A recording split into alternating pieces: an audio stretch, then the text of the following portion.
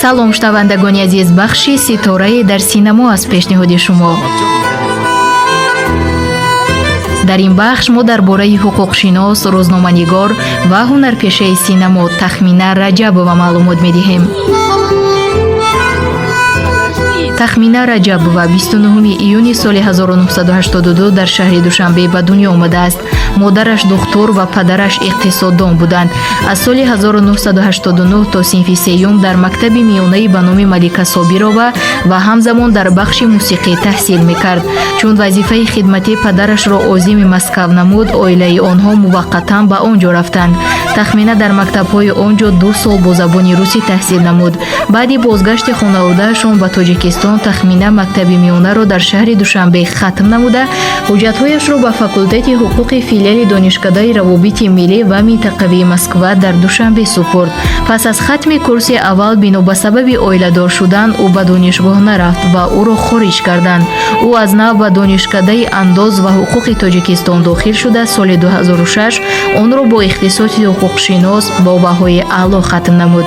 Тахмина Раҷабова бо хости волидайн дар синни 18-солагӣ ба писарамакаш издивоҷ кард, аммо пас аз чанде онҳо ҷудо шуданд. аз ин издивоҷ як писар Муҳаммад Ҷовид ба дунё омад. баъдан Тахмина дубора издивоҷ кард ва соҳиби оилаи хушбахт аст.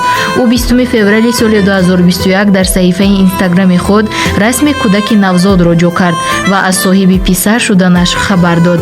соли 2006 ба телевизиони Сафина ба ҳайси ёбари ҳуқуқшинос ба кор омада, пас аз як моҳи кор ӯро Насиба Ғуломова дида аз санҷиш гузаронид.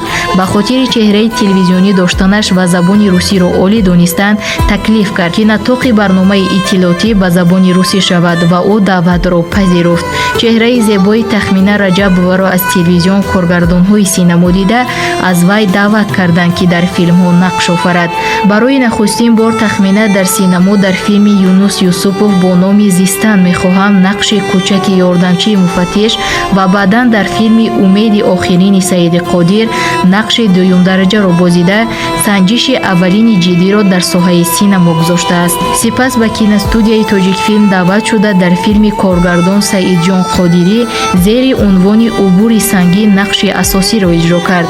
соли 2008 дар ҷашнвораи синамои Дидор филми «Умеди охирин» соҳиби ҷоиза гардид ва нақши бозидаи Тахмина мавриди таваҷҷӯҳи коргардони тоҷиктабори Афғонистон Асад Сикандар қарор гирифт ва ӯро барои нақшофарӣ дар филми муштарак бо ҳамкории Болливуд бо номи «Мадраса» ба Афғонистон барои иҷрои нақши аслӣ даъват карданд.